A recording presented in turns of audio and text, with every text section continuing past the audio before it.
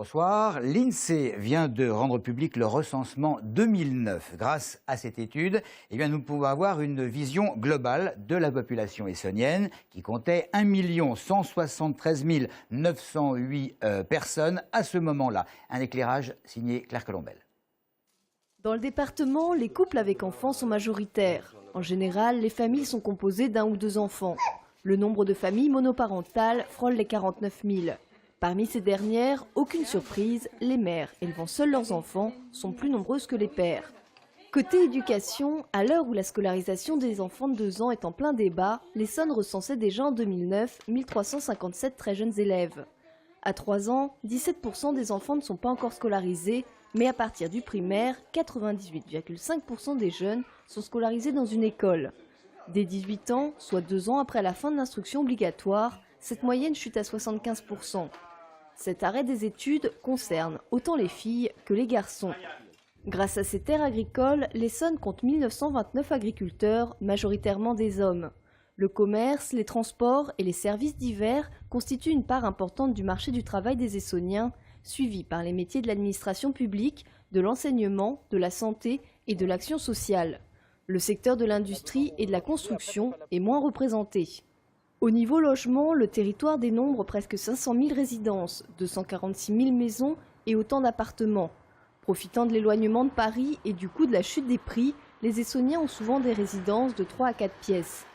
Le département continue à se développer. En 2009, 1 174 000 personnes l'habitaient. En 2010, ce nombre était passé à 1 215 000, soit 40 000 Essonniens supplémentaires. Afin d'actualiser ces données, l'INSEE mène à partir d'aujourd'hui et pendant 5 semaines un nouveau recensement.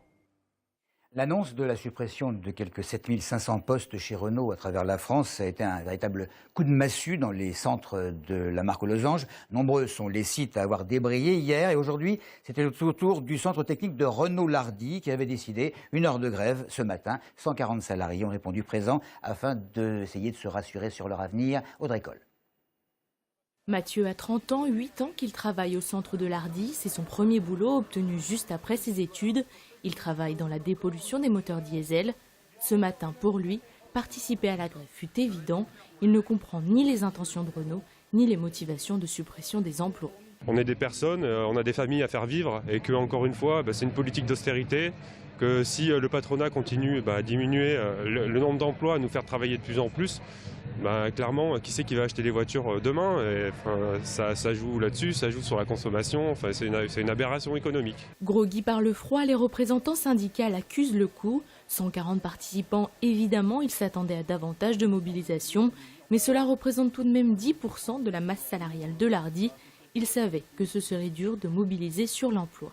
Cette annonce, elle peut avoir 2 effets. Elle peut avoir un effet, je pense que les salariés qui étaient là, un effet révoltant, parce que c'est inacceptable, parce que c'est énorme. C'est un plan de baisse des effectifs encore plus important que ce que fait Peugeot. Donc il y a des salariés qui veulent exprimer directement, ils ne sont pas d'accord. Et puis ça a un autre effet, c'est un peu démoralisant pour certains, qui baissent la tête, qui rentrent la tête dans les épaules et qui disent bon, ça va passer, voilà. La semaine prochaine, les syndicats se mobiliseront de nouveau, mais cette fois sur les salaires, en espérant cette fois davantage de participation, mais surtout que la direction les entende pour ne pas voir leurs efforts partir en fumée. L'enquête sur la mort de cette religieuse de 83 ans, c'était le 8 janvier dernier à Boulay-les-Trous. La police a décidé de lancer un appel à témoins. Tout renseignement peut être donné à ce numéro 01 69 31 65 20, 01 69 31 65 20, le numéro du commissariat de Palaiseau. Alors on sait que la victime a été percutée par une voiture dont le conducteur a pris la fuite. La religieuse, elle a été retrouvée recroquevillée par terre à quelques mètres de la maison de retraite Saint-Charles, là où elle résidait, très sérieusement blessée. Elle était décédée 2 heures, semble-t-il, après avoir été heurtée.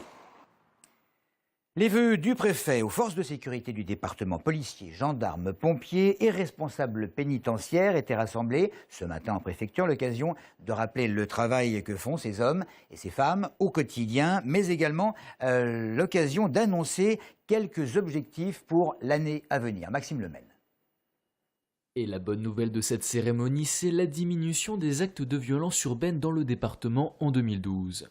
Le préfet note cependant que ces actes, lorsqu'ils ont lieu, sont plus violents qu'auparavant et bien souvent dirigés à l'encontre des forces de l'ordre.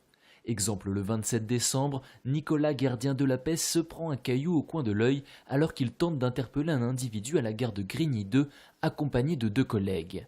Le policier aurait pu perdre la vue. S'il se dit choqué psychologiquement, ce n'est pas ça qui l'empêchera de retourner sur le terrain. Retourner sur le terrain, oui, j'aurais l'envie, c'est sûr, parce que je suis un homme de terrain. La priorité pour l'instant, c'est vraiment d'être proche de ma famille et de pouvoir me remettre et de pouvoir retrouver surtout de l'acuité visuelle. Le préfet Michel Fuseau a félicité chaleureusement les différents représentants des forces de sécurité présents pour leur travail qui a permis notamment d'épingler le tueur de l'Essonne.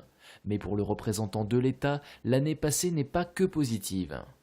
Parmi ceux que nous devons améliorer, il y a la lutte contre les cambriolages, la lutte contre les vols avec violence, notamment les vols à l'arraché de téléphones portables qui ont repris. Il y a également le problème de l'insécurité routière. Le préfet rappelle que la mission des forces de sécurité est d'autant plus importante que les événements maliens pourraient bien impacter le territoire national et qu'il faut donc se tenir prêt à réagir à tout instant. Enfin, pour ce qui est du bilan chiffré de l'année 2012 en matière de sécurité, Michel Fuseau indique qu'il donnera une conférence de presse dans les semaines à venir. Venons-en à l'intervention au Mali. Nous avons interrogé un certain nombre d'Essonniens pour connaître leurs sentiments à propos de la présence des soldats français sur place aux côtés des troupes maliennes et de l'engagement, évidemment, sur le terrain. Je suis tout à fait d'accord. Je trouve que notre président, pour une fois, il a pris une bonne décision. On a tous les intérêts dans ce pays d'Afrique. Alors je pense que c'est plus économique. Il aurait peut-être fallu avoir des alliés, mais bon, voilà, on a voulu la jouer seule, et ben, il faut se débrouiller maintenant. Pas très convaincu qu'on n'ait pas des retombées plus tard négatives. Ben, tant pis. Hein. Je pense que c'est une bonne chose. Je trouve ça, bah oui, il faut les aider, ils appelaient au secours, donc c'est bien d'y aller. Parce que moi je suis algérien, je suis vraiment pour combattre le terrorisme, tout, c'est très bien. Dès que l'intégrité d'un pays est mise à mal, il faut absolument que des gens de l'extérieur puissent intervenir, c'est tout à fait normal, bien sûr. Je pense qu'on est parti quand même ça va pas se régler en une semaine. Ah, sincèrement, je pense qu'on pourrait dépenser notre pognon ailleurs. Comme vous le constatez, il y a toutes sortes d'avis. En bref, dans l'actualité, la garde à vue d'un couple de Corbeil soupçonné de maltraitance après la mort de leur bébé de 3 mois.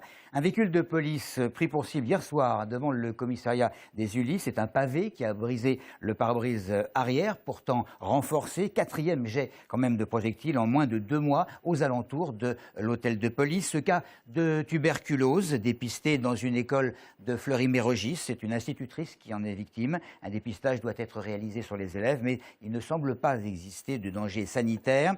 L'arrestation d'un prisonnier à Évry, un détenu en fin de peine qui, bénéficiant d'une permission de sortie à Fleury-Mérogis, n'avait pas réintégré l'établissement pénitentiaire depuis le 2 janvier. Et puis malgré les vols commis à Janvry et qui avaient ralenti la construction de la fameuse piste de ski, sachez que Jean Voriaz a ouvert en milieu d'après-midi aujourd'hui. La neige est belle et tout le monde peut en profiter et pourra en profiter dès demain matin et les jours suivants jusqu'au soir tant que la météo le permet. Voilà, c'est tout pour l'info. Merci de nous avoir suivis.